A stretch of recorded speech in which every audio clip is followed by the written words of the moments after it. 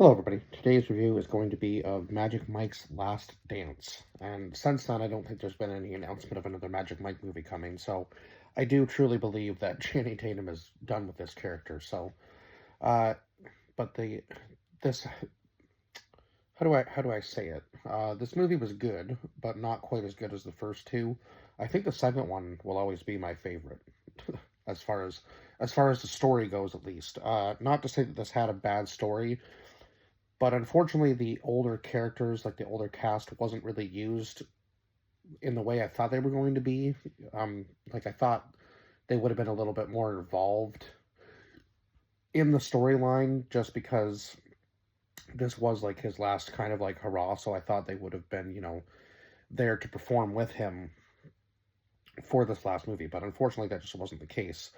And yeah, that kind of took away from, I think, the storyline, and they tried to kind of inject another story into what was already there. Now, I know they needed some sort of new source material to kind of make it like,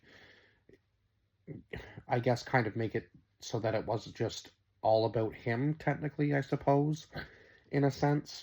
But also, yeah, it just kind of felt like a little different to just add new characters into the last movie and just kind of make it like a whole new thing.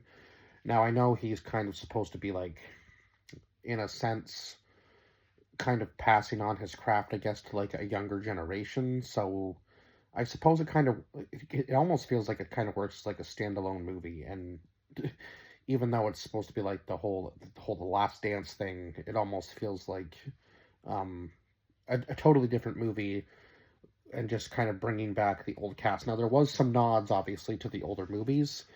So I did give this a 7 out of 10, just because I felt like it felt like a brand new story, and unfortunately, yeah, they just didn't use the old cast the way I thought they were going to, and they just had them in one scene, like this short little video call that he cuts off quickly when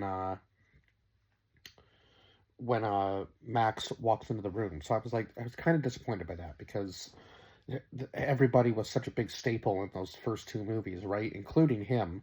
And I know, I get it, like Channing Tatum's character Mike was kind of like the star of the show, but they had just a bigger part to play as anybody else did in those movies. And if it wasn't for them, technically, he would have never kind of found, I guess, that like job or way of life, I suppose. And it kind of seems like he has said that he's retired, right? He's working like a bartending job at a charity event, and then Max asks him for this private dance, and he says it cost her 60,000, right? And of course, then she offers him a job in London. He has no idea what it's going to be. It seems like she's getting some sort like a divorce from her husband. So he then travels to London with her. So we'll go through the cast list just before we get any deeper into this.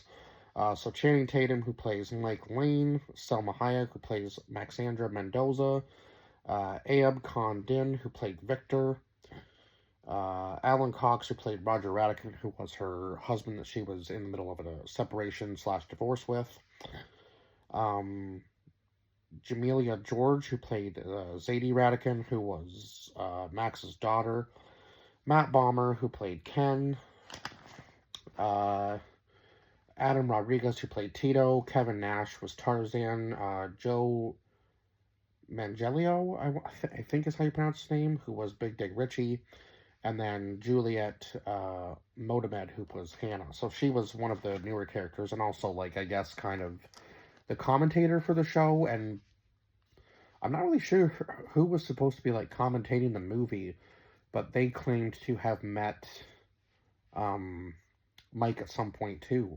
So, yeah, I would like to know who that voice was, who was the commentary, because I don't really think... I looked at the cast list and didn't see anybody that was credited as, like, the narrator. So I'm wondering who that would be. And I do believe that they do... I think I remember seeing in theaters when I went to see this, that they did, like, live shows now. So I guess... I don't know really how much involvement Channing Tatum has with those, but I guess they do like the real life like Magic Mike live show. So that's kind of an interesting thing to I guess take away from this movie, because it's become such a big thing, right, over like a decade. Because because when did this one come out? 2023, I do believe. So yeah, it's been 3 years, and the first one came out in 2012, and then I can't remember exactly whether it was 2014 or 2015 when the second one came out. Forgive me if I'm wrong about that, but I do believe it was somewhere in there. So yeah, it's kind of it took them 11 years basically to just make um to make 3 movies out of this. Kind of crazy, but I guess with how busy Channing Tatum is, he's a pretty big star as far as movies go. So yeah, I can understand why it would take them this long to make those 3 movies. Probably scheduling conflicts and so on and so forth. So Max, I think we were at Max offers Mike a job in London, and he decides to take it. She's, I guess, extremely moved by this dance that she's been given, and like it opens her eyes, and she just kind of sees Mike as um, like a star, I guess, and she just kind of understands that he's going to have like the proper vision for the show. And of course, they're trying to make it so that it's like the opening act is like still paying homage to the original, and then they bring out like the whole like dance theme thing with I don't really know how else to describe it. It's basically stripping. So yeah, I guess, or erotic dancing, I guess you could call it. Like that's they were trying to mix and mash the two together in a sense. It's kind of a different take compared to like the other 2 movies where there was I guess again there was always an act within the dancing, right? Like you were either a cop, like a cowboy sort of thing. So yeah, there was always something going on within like the dancing that I guess would draw a crowd essentially. Um, it's been so long since I've seen the first one, I can't really remember like the story to it. I just know that he kind of gets like sucked into that life, or he was like part time into it, or yeah, I can't remember exactly how he gets into the whole dancing thing. I think it was the other guys that brought him on, right? If I'm not mistaken. Um, so yeah, Max fires the old director and then makes Mike the new director of the show at the Radigan. And of course, he's like kind of thrown right like directly into the wolves. Like he's never directed anything before. He's kind of like just a small time, uh, he's always done things on like a smaller scale, so it's going to be a big change for him, right? But he does kind of take everybody under his wing, and of course they go all across. Um, I think they go all the way to like Rome just to find talent. So they go all over the place, and they handpick like the most unique people out of I don't know how many people they ended up seeing, but yeah, it was quite a few anyway from what we saw in the like little clip where they're going like from place to place sort of thing. And obviously they're uh, they're in they're in danger of being shut down, and of course they've extended the stage to make up for like the new part of the show, and then of course other big I guess big oh, what's the word I'm looking for? Like big performances are being shut down as well, so they kind of make it somehow into like they're trying to trap all of the people that are trying to shut their production down into like a corner, and of course they do end up getting approval uh, on the bus when they do this dance for the one girl who's uh, potentially could shut them down, right? But then I guess she even gets threatened from people that are higher than her, and she has to come in and say, there's nothing else I can do. My hands are kind of tied at this point, and unfortunately, you're breaking the rules, and you are going to have to shut down.